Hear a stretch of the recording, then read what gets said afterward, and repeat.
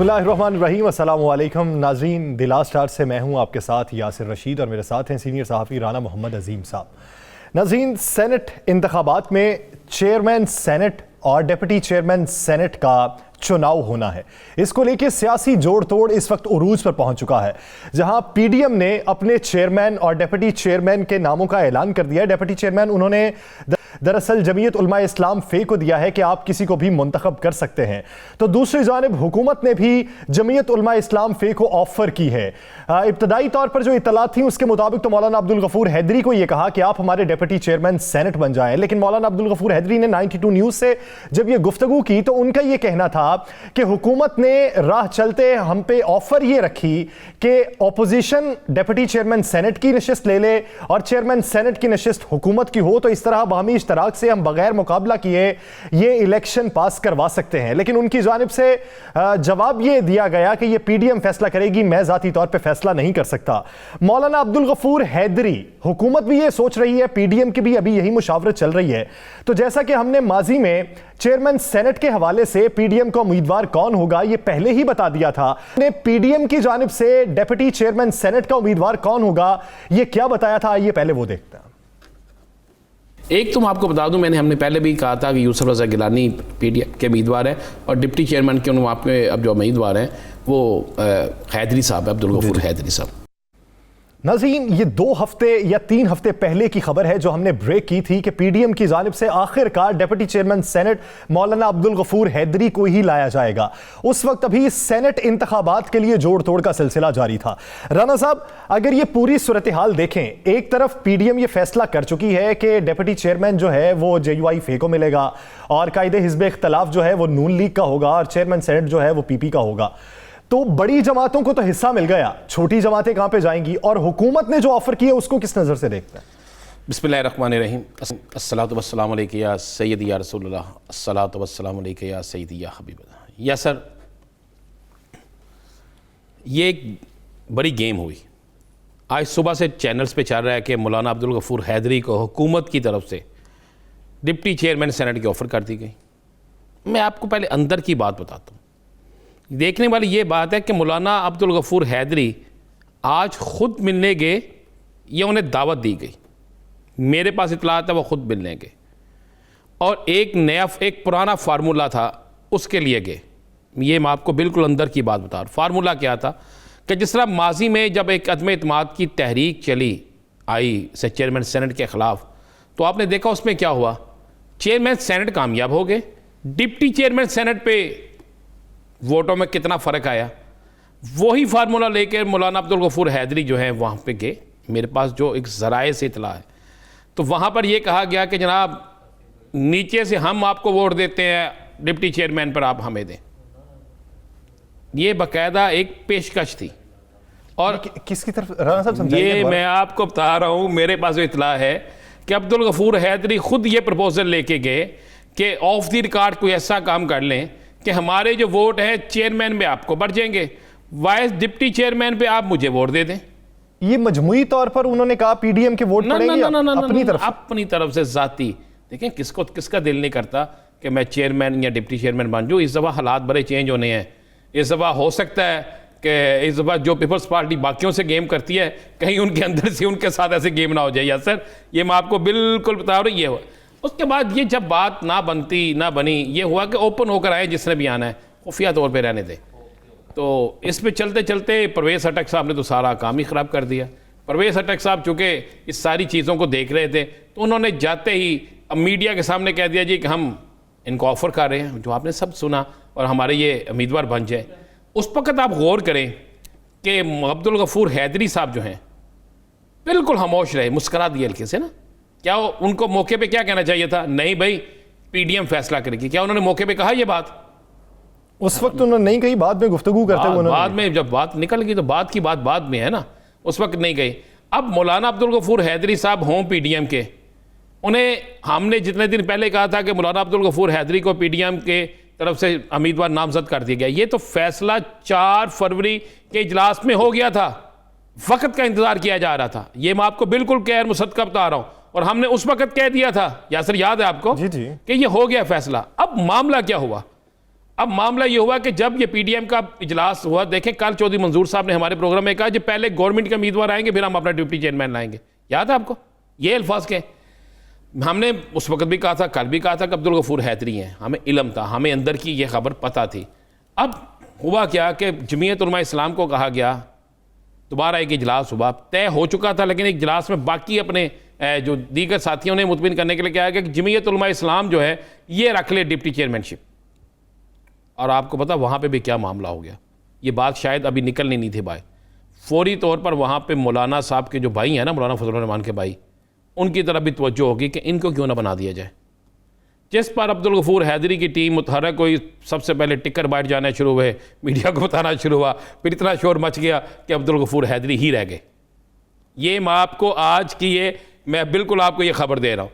अब आगे चलते हैं, अब बात करते हैं कि जनाब ज़रा हुकूमत ने, मैंने आपको बता दिया कि किस तरीके से उन्हें कहा हुकूमत जो है, ये बताइए कि क्या हुकूमत इसमें संजीदा है? बिल्कुल नहीं। हुकूमत इस सूरत में संजीदा है कि ओपन होकर आया जाए। यानी अगर वो ओपन होके आए तो हुकूमत फिर सीट देने में संजीदा है? फिर संजीदा हो सकती है, फिर उसका कोई है। देखें फिर एक ऐसा सिलसिला होगा कि जो सबको होगा कि ठीक है भाई आए सेनेट में आके बैठें, फिर उसमें बाकी सीटों पे क्या होगा फिर ये देखने वाला होगा ना कि ये ओपन होके आ जाते हैं। तो देखें 5-4 वोट जिस तरफ चले गए ना या सर, वो बलरा भारी हो गया, फिर तो ओपन हो गया ना सारा कुछ, फिर तो कोई दूसरी राय रह नहीं जाती। अब मैं आपको एक और बात बता दूं, आज जो बड़ी एक वहाँ पे हलचल है ना इस्लामाबाद, अब सारी सियासत इस्लामाबाद के अंदर है, तो मेरे पास बड़ी मुसद्दका इतलात ये हैं, बड़ी मुसद्दका इतलात कि अब्दुल गफूर हैदरी की नामजदगी पर नाराज़गी का इजहार कर दिया अख्तर मेंगल ने। अख्तर मेंगल के करीबी साथियों ने इस पर नाराज़गी का इजहार किया है कि क्या हम बलूचिस्तान के नहीं हैं, क्या हमें कोई सीट भी नहीं दी जा रही, ये लफ्ज़ इस्तेमाल किया है। राणा साहब, अगर इस पूरे सिनेरियो में देखा जाए तो अख्तर मेंगल के जो ग्रुप है उसका झुकाव ये चेयरमैन सेनेट पे हुकूमत की जानिब हो सकता है, क्योंकि इनकी मेल मुलाकातें काफ़ी चल रही। मैं कह रहा हूँ कि देखें संजरानी साहब जो है ना, ज़हन में रखिएगा, लोग इनको ले रहे हैं ईजी। संजरानी साहब जो है ना वो कुछ ना कुछ कर जाएंगे, उनके लोगों से रवाबत बड़े अच्छे हैं, उनकी टीम बड़ी मुतहरक है, हुकूमत उनके साथ खड़ी है। परसों आपको जोहराने में नज़र आ जाएगा कि जो लोग कह रहे हैं कि आज पीपल्स पार्टी एमकेएम की मुलाकात, आज किसी से मुलाकात, परसों आपको जोहराने में बहुत सी चीज़ें नज़र आ जाएंगी। ये जो आज़ाद उम्मीदवार आज शामिल हुए हैं पीटीआई में, ये बलूचिस्तान से ही है ना जी, किसी और जगह से तो नहीं है। टिकट भी तो पहले पीटीआई ने दिया था ना। चलें आज़ाद हो गए ना, एक इनमें इजाफा हो गया ना। और मैं आपको ये भी बताता चलूँ, मैं फिर कह रहा हूँ, आज जितनी मर्जी ये मुलाकातें कर लें, जो मर्जी कर लें, ANP का जो बलूचिस्तान से सेनेटर है वो वोट जो है इनको देगा हुकूमती उम्मीदवार को। राणा साहब, एक सवाल है जी, अगर वो खुल के नहीं आते सामने और मामलात सिर्फ बातचीत के जरिए हल हो जाते हैं, टेलीफोनिक गुफ्तगू पे या किसी मेल मुलाकात में होते हैं, और वो खुल के हुकूमत की हिमायत का ऐलान नहीं करते, तो जीत जाते हैं संजरानी साहब। अब आप ये देखिए कि अददी अक्सरियत कम थी, उसके बावजूद संजरानी साहब जीत गए, तो वही कुलिया हुआ जो गिलानी साहब का सेनेटर मुंतखब होने के लिए था। फिर हुकूमत अपने आप को उस मौक़िफ़ से कैसे क्लियर करेगी कि यहाँ पे कुछ चला नहीं है? बड़ी अच्छी बात आपने की, ये बड़ी डिस्कस हो रही है प्रोग्रामों में। तो अगर जुमेरात को ही, इलेक्शन से एक दिन पहले ही आपने ओपन अपने पत्ते शो कर दिए, और आज जिस तरह मैं कह रहा हूँ कि ANP का एक वोट पड़ेगा, उसकी वजह है ना यासर, वो शख्स जीता ही बलूचिस्तान की उस पार्टी की वजह से है जो संजरानी साहब के साथ खड़ी है, कि उनकी अपनी पार्टी है। तो किस तरीके से वो वोट उनको नहीं देगा? क्या बलूचिस्तान में एतमाद की तहरीक या दीगर मामला जब शुरू हुए, वहाँ पे बड़ा फटा शुरू हुआ, तो वो कहाँ पे ANP का बंदे कहाँ खड़े थे? कहाँ खड़े थे? इनके साथ खड़े थे ना जाहिर। तो इसी तरह होगा ना भाई। देखें, मान लें, मैं कहता हूँ यही बात ही मान लें, तो फिर जो आपने पहल किया उसका तो इंजाम होगा ना। जब आप अगर इस सेनेट के इलेक्शन में खुफिया रायशुमारी पे ना जाते तो सब कुछ हो जाता। लेकिन राणा साहब, वो फिर बात तो ये है ना, बात फिर आप भी, हुकूमत भी वैसी ही सियासत कर रही है जो अपोजिशन कर रही है, फिर मौक़िफ़ तो आपका जो है वो दुरुस्त तो साबित नहीं ना हुआ। फिर तो आप उसी, देखें, अगर आज इलेक्शन कमीशन ये फैसला कर दे और इलेक्शन कमीशन इस पर एक्शन ले ले तो मैं समझता हूँ 12 तारीख का इलेक्शन जो है वो शायद ऐसा ना हो। हुकूमत के जो मेल, मुलाकातें और राबितों का सिलसिला जारी है वो उनके लिए कुछ अच्छा पैगाम ला सकते हैं, और जिस तरह की ऑफर्स हुकूमत की जानिब से करवाई जा रही हैं वो तक सूदमंद होंगी और उस पर हुकूमत का मौक़िफ़ मजबूत होगा या कमज़ोर पड़ेगा, इस पर मज़ीद भी बात करेंगे एक शॉर्ट ब्रेक के बाद। Stay with us.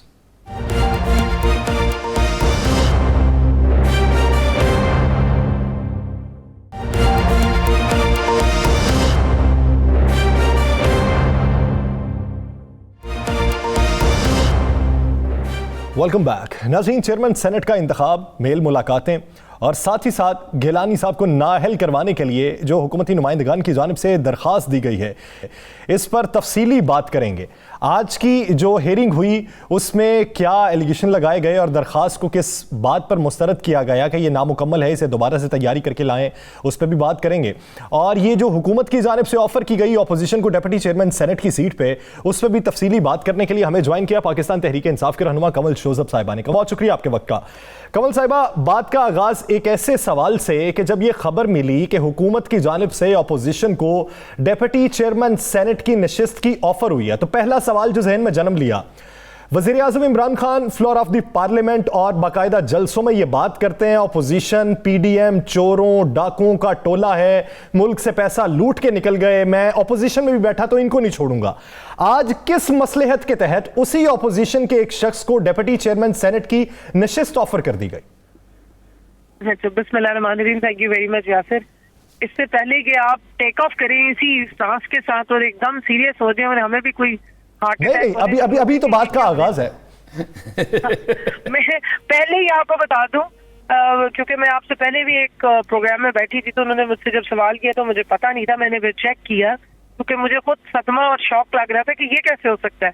तो मालूम ये हुआ कि बीएपी वालों ने उनके पास गए थे वोट मांगने के लिए और वहां पर सादिक संजरानी साहब थे और एक जैसे हंसी मजाक में लाइटर टोन में इस तरह की बात की थी कि आपको ना कहीं वो बना दें डिप्टी चेयरमैन, और उसका भी एक बैकग्राउंड है। वो शायद मेरे से ज्यादा राना अजीम साहब को पता होता है कि कल 8 घंटे के पीडीएम के इजलास में मौलाना साहब ने दुख में जब उन्होंने अपनी जो बाकी जमातों से गिले किए तो उन्होंने क्या बात की और किस बात पर डिसएग्रीमेंट था। वो डिप्टी चेयरमैन सेनेट की सीट पे ही सारा डिसएग्रीमेंट था और इस लेवल तक वो डिसएग्रीमेंट बढ़ा कि मौलाना साहब ने ये भी कमेंट किया जो मुझे पता लगा है कि मेरा कोई पर्सनल या जाती तो लड़ाई है नहीं वजीर आजम इमरान खान साहब से, अगर आपने मेरे साथ यही सलूक किया तो मैं उनके साथ जाके बैठ जाऊंगा।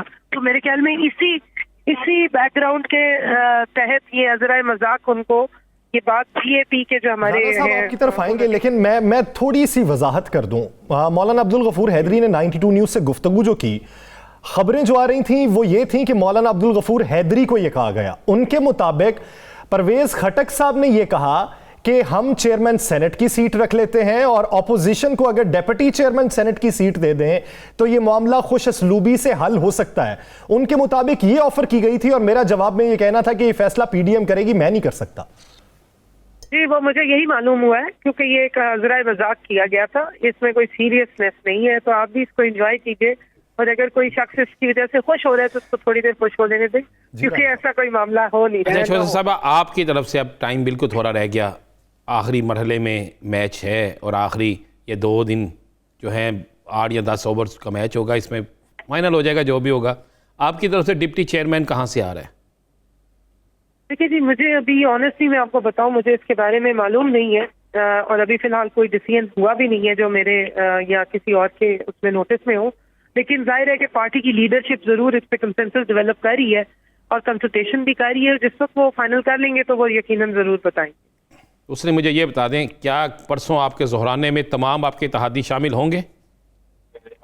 मोस्ट लाइकली जी जरूर होंगे और हमें पूरी उम्मीद है कि एक अच्छे हैवी वेट को ही उतारा जाएगा फील्ड में ताकि एक अच्छा रिजल्ट भी आए और चेयरमैन बतौर चेयरमैन सेनेट वो उसमें सेनेट में कंट्रीब्यूट भी कर सके। कमल साहिबा, अब तक कितनी इत्तेहादी जमातें हैं जिन्होंने डिप्टी चेयरमैन सेनेट की सीट मांगी?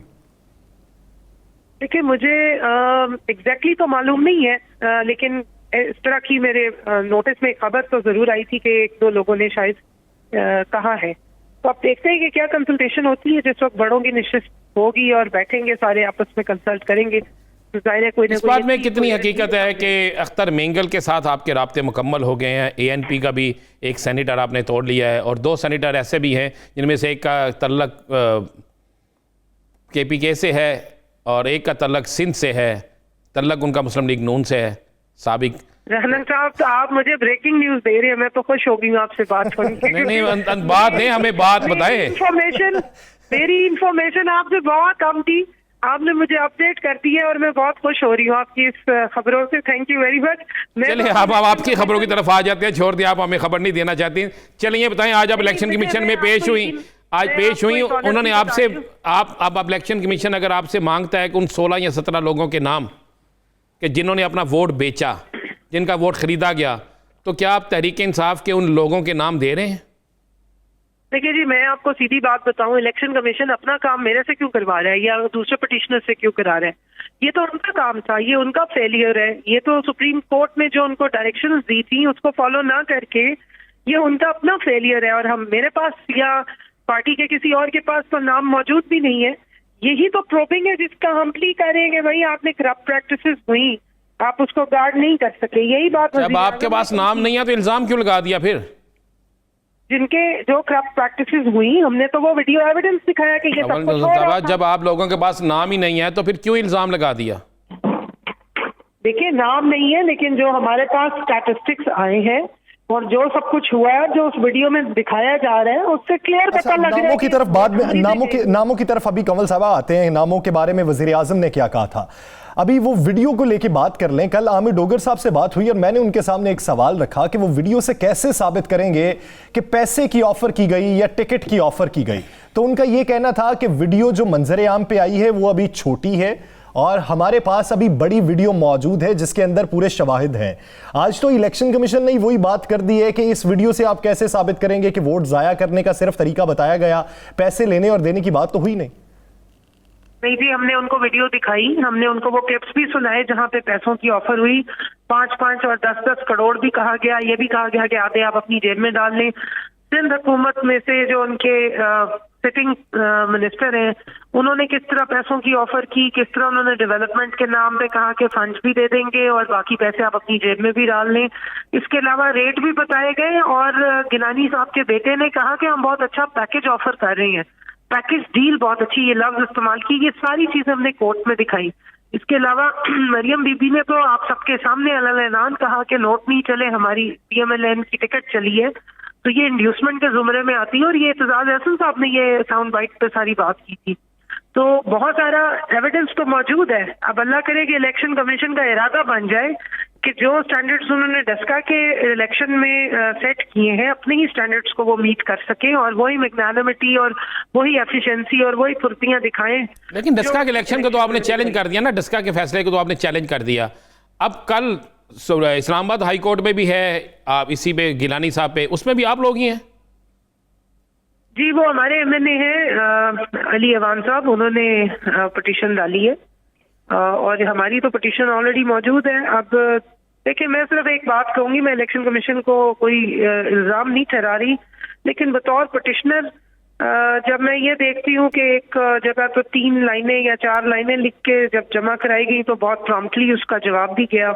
इधर हम तीसरी पिटीशन डाल रहे हैं और हमें तो बहरहाल फिर भी कहा है कि पिटीशन को दोबारा अमेंड करके लाएं। बात बताइए, वज़ीर आज़म ने काबीना इजलास में और उससे पहले ये जब सेनेट इलेक्शन हुए, क्या ये नहीं कहा था कि मुझे मालूम है कि किसने पैसे लिए, किसने वोट फरोख्त किया? देखिए जी, अगर वज़ीर आज़म साहब ने कहा है तो यकीनन उनके पास इंफॉर्मेशन होगी, लेकिन ये काम इलेक्शन कमीशन का है कि पता लगाए। उनके पास भी सारी है। वज़ीर आज़म ने अभी जो तकरीर की थी वोट ऑफ कॉन्फिडेंस पे और उससे पहले भी कि आपके पास एजेंसीज हैं, आप ले लें उनसे इंफॉर्मेशन, मगर इलेक्शन कमीशन इरादा तो करे ना प्रोबिंग का। हमने तो 2 मार्च को वीडियो जमा कराई थी कि ये सारी करप्ट प्रैक्टिसेस हो रही है, ये इलेक्शन ट्रांसपेरेंट नहीं है। आप चोरी होने के बाद अगर जागेंगे तो कोई फायदा नहीं, पहले से इसको गार्ड करें जो आपको सुप्रीम कोर्ट ने। चलें कंवल साहब, इलेक्शन कमीशन कल क्या फैसला करता है वो देखा जाएगा, वो सबके सामने आ जाएगा।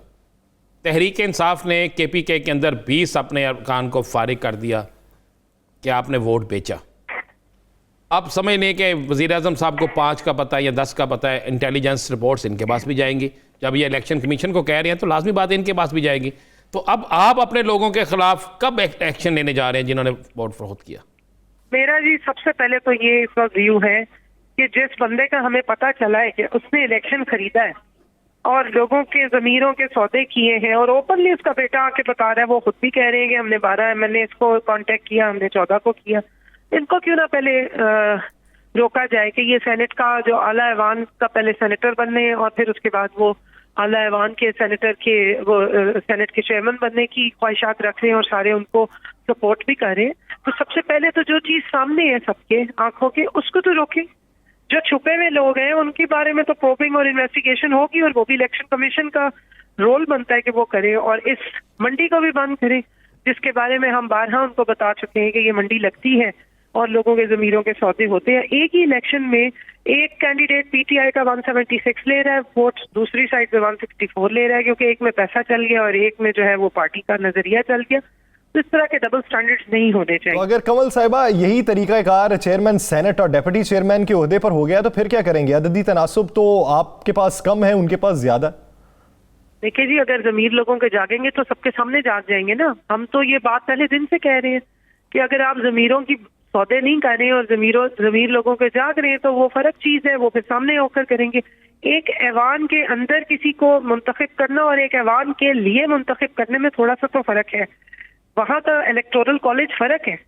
चेयरमैन सेनेट और सेनेट तो वज़ीर आज़म तो खुद क्लेम ये कर रहे हैं कि पैसों की ऑफर हो रही। वज़ीर आज़म ने बिल्कुल ठीक ऑफर किया है। आपको मैं 2-3 क्लिप्स भेज देती हूँ, आप चला दें, वहाँ पे आपको एग्जैक्टली तो पता फर्क कैसे हुआ? नहीं, ये 2-3 क्लिप्स जो हैं ये ताज़ा सेनेटर्स के हैं।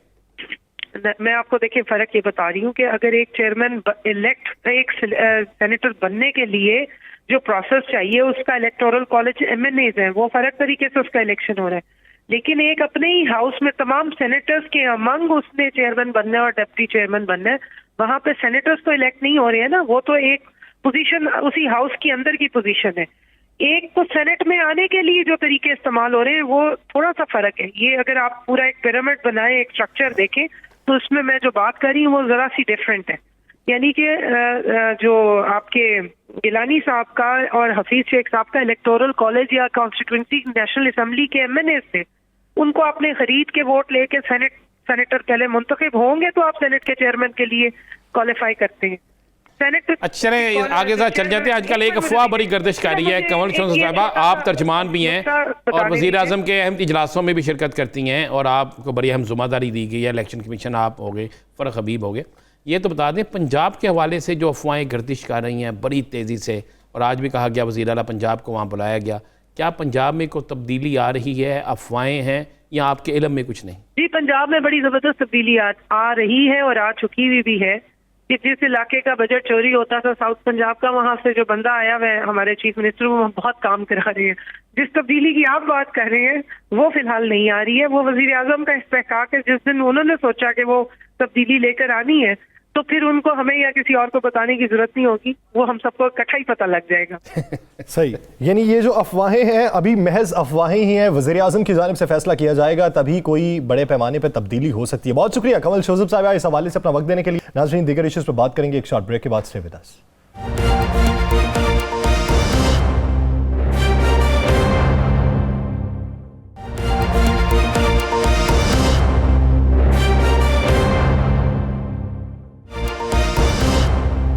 Welcome back. नाज़रीन, इस वक्त सेनेट इलेक्शन को लेकर, चेयरमैनशिप को लेकर जिस तरह की तगोदो जारी है, जिस तरह की सियासत की जा रही है, इल्ज़ामात लगाए जा रहे हैं और अदालतों से रुजू किया जा रहा है, इस पूरे सियासी मंजरनामे को वो लोग किस नज़र से देखते हैं जो सियासी पार्टीज़ के साथ रहे लेकिन फिर बयानिए पर इख्तलाफ आने पर वो अलहदा हो गए, अब इनफरादी तौर पर सियासत में तो हैं, वो इस पूरे सियासी मंजरनामे को किस तरीके से देखते हैं? हमें ज्वाइन किया है सीनियर सियासतदान रिटायर्ड अब्दुल कादिर बलोच साहब ने। बहुत शुक्रिया जनरल साहब इस हवाले से आपका वक्त देने के लिए।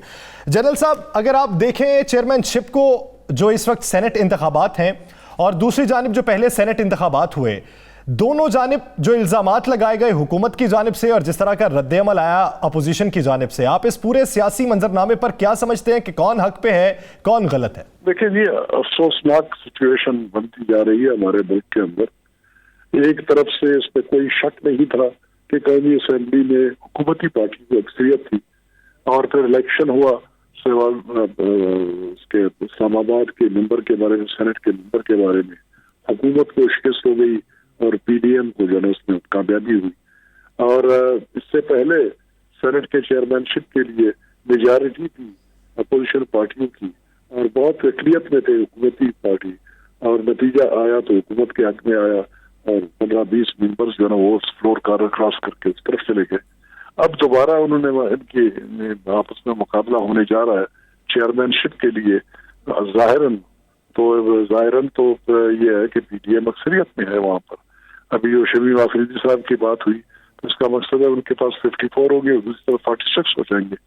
लेकिन पहले वाले नतीजे को अगर देखा जाए जो पहले हुआ सेनेट के चेयरमैनशिप के इलेक्शन में, और जहां पर अपोजिशन अक्सरियत में थी, तब उन्होंने लूज किया। तो इस दफा भी अगर उस तरह की कार्रवाई की जाती है और वही हथकंडे इस्तेमाल किए जाते हैं जो उस तरह पहले किए गए, तो नतीजा फिर भी मुमकिन है हुकूमत के हक में हो। लेकिन ये शर्मनाक सिचुएशन है, अफसोस की बात है। तो हम अपने आप को तमाशा बना रहे हैं इंटरनेशनल कम्युनिटी के सामने, दुनिया के सामने, अपने दुश्मनों के सामने कि किस किस्म की हमारी जमहूरियत है, कैसे हम लोग हैं जिस वक्त सामने खड़े होते हैं। बलोचिस्तान में आप बलोचिस्तान की सियासत पे आपकी बड़ी गहरी नजर है। एक तो जो साथी आप हमें बता रहे जा रहा है कि वो पीपल्स पार्टी में गए, उसको शमीम अफरीदी तो 53 ही बनेंगे, 53 ही बनेंगे, क्योंकि वो नून में थे तो पीपल्स पार्टी में चले गए, तो थे वो पीडीएम के अंदर ही ना, तो उतने ही बनेंगे वो हुकूमती। वो शमीम अफरीदी साहब उस वक्त जहाँ हम थे वो इंडिपेंडेंट थे मेरे ख्याल में, फाटा वाले आजाद उम्मीदवार थे, पहले पाकिस्तान मुस्लिम लीग। अगर वो फाटा में थे तो फिर फाटा की तो निश्चित नहीं है ना। आजाद नहीं, फाटा के इस वक्त 4 रुकन हैं सेनेट में। 3 साल बाद इनकी जो है ना नुमाइंदगी खत्म हो जाएगी सेनेट से। 4 इस दफा 6 साल पूरे हो गए तो तभी खत्म होगी ना। अब अगर वो उन 4 में हैं, जिनके अभी बाकी अरसा रहता है, तो वो फिर एक वोट है प्रॉपर। जी बिल्कुल ठीक, और वो चली जाएगी पीडीएम को। अच्छा जनरल साहब, आप इस पे चलते हैं, जरा आगे कर लेते हैं। बलोचिस्तान की सियासत पे आपकी बड़ी गहरी नजर है। संजरानी साहब बलोचिस्तान से हैं, आप क्या समझते हैं कि बलोचिस्तान के सेनेटर जो हैं उनका झुकाव, चाहे वो पीडीएम से हैं, संजरानी साहब की तरफ होगा? जी मैं तो जहां तक पीडीएम का ताल्लुक है उसकी तो बात मैं नहीं करता, असूल की बात है। और चाहिए ये कि वो अपने पार्टी के खातिर और पार्टी लाइन को फॉलो करे और वोट दे दे पीडीएम के कैंडिडेट को। और मेरे ख्याल में बलूचिस्तान से मुझे लगता नहीं है कि अपोजिशन वाले, पीडीएम वाले लोग, वो कोई जो है संजरानी साहब को वोट इस बुनियाद पे देगा कि उसका ताल्लुक बलूचिस्तान से है। ये दूसरी बात है, ख्वाहिश तो हम सब की है कि बलूचिस्तान की नुमाइंदगी है, और बहुत ही आम होता है अगर बलूचिस्तान वालों को मिल जाए तो नथिंग लाइक इट। लेकिन मैं सियासी जमायतों को बलूचिस्तान वाले जिनकी नुमाइंदगी है, या बीएनपी मैंगल की है, नेशनल पार्टी की है, और पश्तूनख्वा के तो खैर नहीं है, और हमारे जमीयत के हैं लोग, ये इनमें से कोई भी ख्याल में फ्लोर क्रॉस नहीं करेगा, वही रहेंगे जहाँ के वो है। और संजय रानी साहब को इस बुनियाद के ऊपर यहाँ से उम्मीद नहीं करनी चाहिए कि वो बलूचिस्तान से है तो शायद यहाँ कोई अपनी पार्टी को छोड़ के, लाइन को छोड़ के इनको वोट दे। जनरल साहब, आपने अपनी पार्टी छोड़ दी, आपने असूलों पे बात की, आपने कहा मैंने असूल की आतर पार्टी छोड़ दी है। अब सेनेट के इलेक्शन हुए, बलोचिस्तान से मुस्लिम लीग नून के पास कुछ नहीं है, केपीके से कुछ नहीं है, सिंध से कुछ नहीं है, तो आप क्या समझते हैं आने वाले वक्त पे ये मुस्लिम लीग के लिए बहुत बड़ा नुकसान नहीं है? देखिए, हमारी बदकिस्मती ये रही है कि मुस्लिम लीग ने कभी भी छोटे सूबों की तरफ तवज्जो नहीं दी अपनी ऑर्गेनाइजेशन में, जो तवज्जो देना चाहिए था, और इसको नेशनल पार्टी बनना चाहिए था। अनफॉर्चुनेटली मुस्लिम लीग ने अपने आप को बिल्कुल, अगर ये केपीके का हजारा डिवीजन अगर निकाला जाए तो बिल्कुल पंजाबी पार्टी बन के रह जाता है, जो मुल्क के लिए खतरनाक है।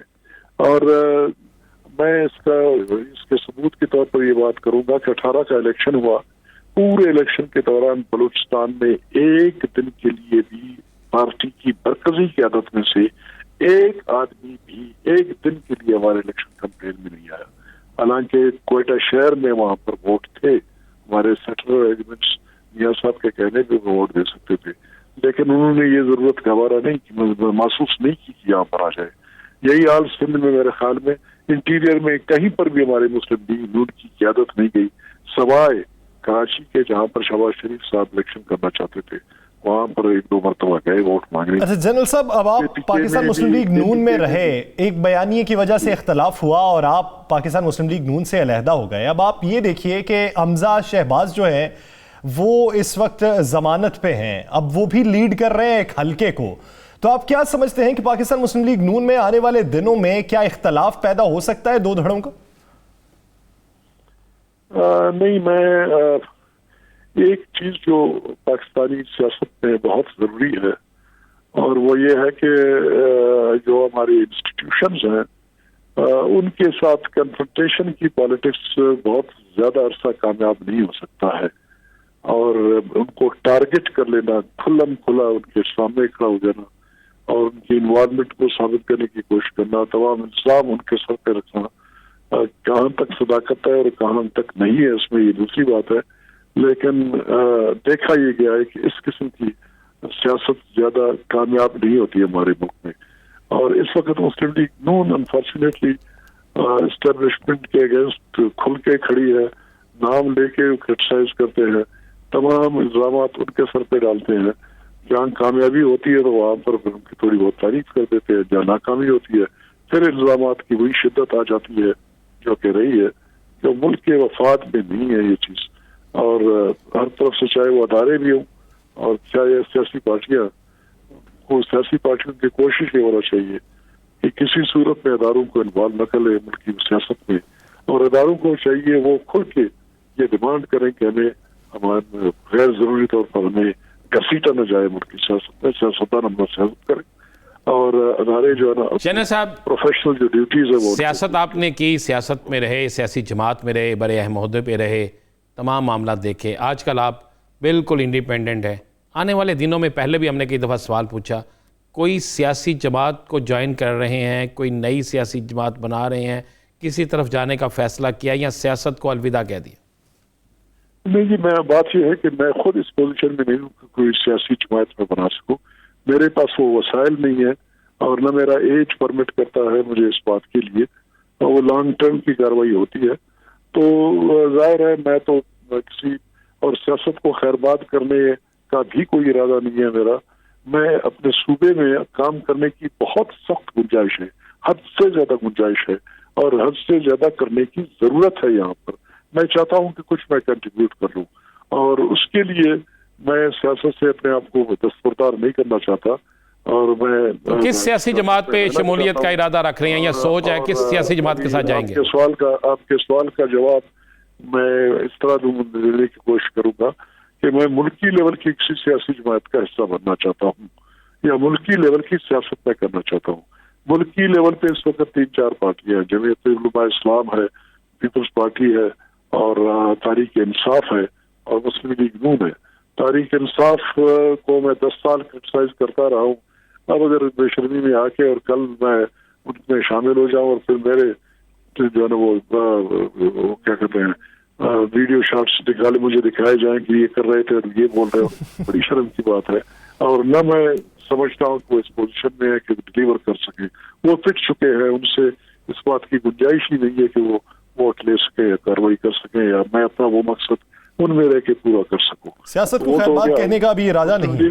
मुस्लिम लीग नून को तो मैं ऑलरेडी छोड़ता हूँ। पीपल्स पार्टी है और जमीयत उलमा इस्लाम है। मजहबी तौर पर मैं भी किसी मजहबी जमात का अब तक मैंने सोचा ही नहीं है। पीपल्स पार्टी के बारे में ऑफर है और अभी तक हमने कोई फैसला नहीं किया। तो देखते हैं अगर आप जाएंगे पीपल्स पार्टी के ऑफर्स की तरफ तो आप और सनाउल्लाह ज़ोहरी साहब सारे इकट्ठे जाएंगे या आप अकेले जाएंगे? नहीं, मैंने कहा अभी तक हमने कोई फैसला नहीं किया। नहीं, अगर फैसला करते हैं तो इकट्ठे ही फैसला करेंगे जी। अगर गए तो वो इकट्ठे हैं, कोई ऐसी बात नहीं। यानी अगर किसी तरफ जाएंगे तो इकट्ठे जाएंगे, लेकिन अभी फिल वक्त कोई फैसला नहीं किया और ना ही अभी सियासत को खैरबाद कहने का इरादा किया। बहुत शुक्रिया जनरल रिटायर्ड अब्दुल कादिर बलोच साहब इस अपना वक्त देने के लिए। नाज़रीन, दीगर इश्यूज़ पर बात करेंगे एक शॉर्ट ब्रेक के बाद। Stay with us.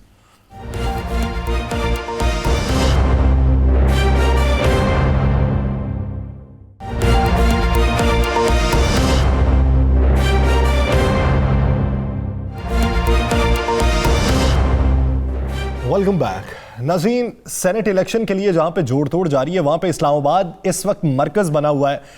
जहां पे सब लोग जमा हैं, अपोजिशन के तमाम रहनुमा जमा हैं और अपने अपने तई हर किसी से राब्ते भी जारी हैं। पाकिस्तान पीपल्स पार्टी इन दिनों में काफ़ी सरगर्म है। जनरल साहब से भी हम बात करते हुए हमने एक शख्सियत का जिक्र किया, शमीम अफरीदी साहब, जो कभी पाकिस्तान मुस्लिम लीग नून में होते थे, बाद में आज़ाद हो गए। राना साहब, उन्हीं के नाम की वजह से आगे चलते हैं इस बात को लेके। आप ये देखें कि पाकिस्तान पीपल्स पार्टी अपने तई की कोशिशें कर रही है कि वो फिर से अपने आप के रिवाइवल की तरफ गामजन है। बहुत से पुराने लोगों को अपने साथ में लाया जा रहा है, चाहे वो आपकी अपनी ही जमात से अलहदा हो गए थे या दीगर जमातों से अलहदा हो चुके थे। अब इस जोड़ तोड़ में सबसे ज्यादा उरूज किसको मिलेगा? देखें अब अरूज असल देखिए, पहला राउंड जीत के आसफ अली जरदारी साहब, पीडीएम नहीं जीती। लेकिन पीडीएम उस सूरत में जीतती अगर दोनों इस्लामाबाद की नशिस्तें वो जीतते। पहला राउंड जीते आसफ अली जरदारी, बेहतरीन हिकमत अमली रही, वफादारी खरीदी, वैसे वोट मिले, ज़ाती तल्लक इस्तेमाल किया, पैसा खर्च किया, जो मर्जी आप कह लें, जो इल्ज़ामात लग रहे हैं, लेकिन वो पहला राउंड जीत गए। अब है दूसरा राउंड। अगर आसफ अली जरदारी साहब इस राउंड को भी जीत गए और चेयरमैन सेनेट उनका बन गया, जो अभी तक नज़र आ रहा है, तो फिर आप ज़हन में रखिएगा कि सियासत का रुख बिल्कुल तब्दील हो जाएगा। बिल्कुल सियासत का रुख तब्दील हो जाएगा। फिर आने वाले दिनों में और बहुत सी तब्दीलियां आएंगी। देखिए, खदशा है ना नून लीग को कि अगर चेयरमैन सेनेट बन गया तो तब लॉन्ग मार्च और तहरीक अदम एतमाद दोनों को कुछ ना कुछ मसला हो सकता है। वो तो 100% है जी। ज़हन में रखिएगा, हमने कल भी कहा था कि ये जो लॉन्ग मार्च है जिसकी बात कर रहे हैं मौलाना फजल रहमान और मरियम साहिबा, मुस्लिम लीग नून नहीं, मरियम साहिबा, तो ये लॉन्ग मार्च उनकी मर्जी के मुताबिक नहीं होगा। पीडीएम अपने आप को कायम रखने के लिए लॉन्ग मार्च करेगी। मर्जी आसफ अली जरदारी की होगी। लॉन्ग मार्च कितने घंटे का होगा या कितने दिन का होगा, यह भी उनकी मर्जी होगी। मौलाना फजल रहमान की मर्जी, मरियम की मर्जी नहीं होगी, यह ध्यान में रखिएगा। देखिए, आजकल इस्लामाबाद सियासत का घर बना हुआ है। सारी सियासत इस्लामाबाद में हो रही है। पीडीएम इस्लामाबाद में, गवर्नमेंट इस्लामाबाद में, जरदारी इस्लामाबाद में, सारे लोग इस्लामाबाद में बैठे हैं। और जब इस्लामाबाद में ये बैठे हैं और बैठ के ये सब कुछ कर रहे हैं, तो उसके बाद बिल्कुल वाज़ेह नज़र आता है कि अगर ये एक मैच जीत गए हैं, दूसरा मैच भी जीत के, तो ये जो सीरियल थी ना 3 मैचों की, वो तो वैसे इनके नाम होगी ना। फिर तीसरा मैच जो है वो ये जीतें या हारें, वो है मैच अदम इत्माद का। अदम इत्माद अब नहीं है, अब तो 6 माह तो गुजर जाएंगे ना। लेकिन अब उसके बाद सियासी हालात बड़े तब्दील हो जाएंगे।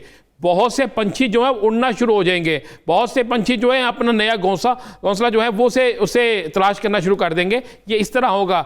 गोवा इंतज़ार करें कुछ अरसे का, जो मर्जी करें, ये होगा। मैं आपको ये भी बताते चलूँ, या सर, इस्लामाबाद के हालात बड़े गर्म सियासी हालात हैं। 12 मार्च से लेके पहले 12 मार्च से पहले राना साहब, वो सीएम पीएम मीटिंग का भी तो बता देना कि क्या उससे कोई तब्दीली आने वाली है? इशारा देखिए, मुझे आज किसी ने कहा कि 2 ऐन की हुकूमत नहीं रहेगी, 1 ऐन हुकूमत करेगा। हाँ, ये मुझे किसी ने कहा जी। अब वो कहने वाले कह रहे हैं ना, वो कह रहे हैं कि 2 ऐन नहीं, 1 ऐन हुकूमत करेगा।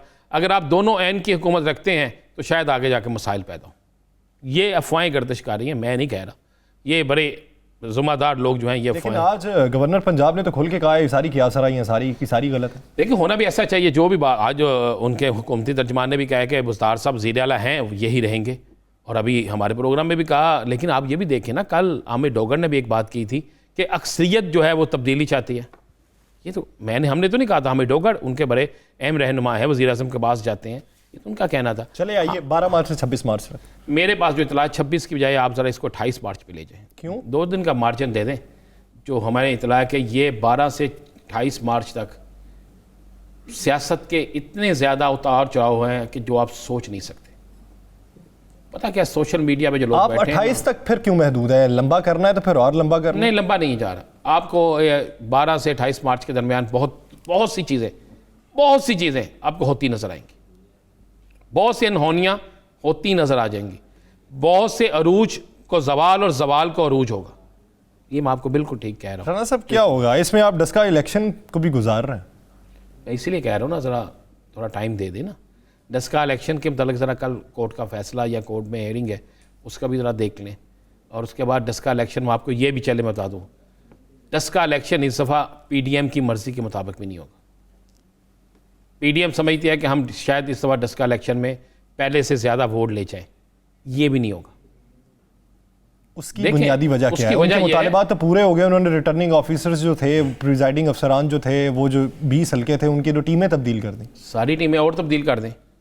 उन वो 20 हल्कों में जो 20 हल्के थे उनमें अक्सरियत है पीटीआई की, मान लें, और जब पीटीआई की अक्सरियत है इसी तो वजह से तो उन्होंने फिर पूरे हल्के का कह दिया। कह दिया ना। तो मुझे बताएं कि पहले जो उन्होंने फुल मुकम्मल जोर लगा के जितने वोट लिए थे, क्या इनको नहीं पता चल गया कि इनके किस किस पोलिंग स्टेशन से वोट कम पड़े हैं, किस पोलिंग स्टेशन ये लूज थे? तो ये नहीं खेलेंगे वहाँ पे। तवक्कुआत के मुताबिक इन्हें फिर से वो वोट नहीं मिलने वाले और 12 मार्च से लेकर 28 मार्च तक काफ़ी अपसेट होने वाला है। वो किसी भी तरफ हो सकता है, सियासत काफ़ी गर्म रहने वाली है, मार्च काफ़ी गर्म गुजरेगा। द लास्ट स्टार से मुझे और राना अजीम साहब को दीजिए इजाज़त, अल्लाह ने के बाद।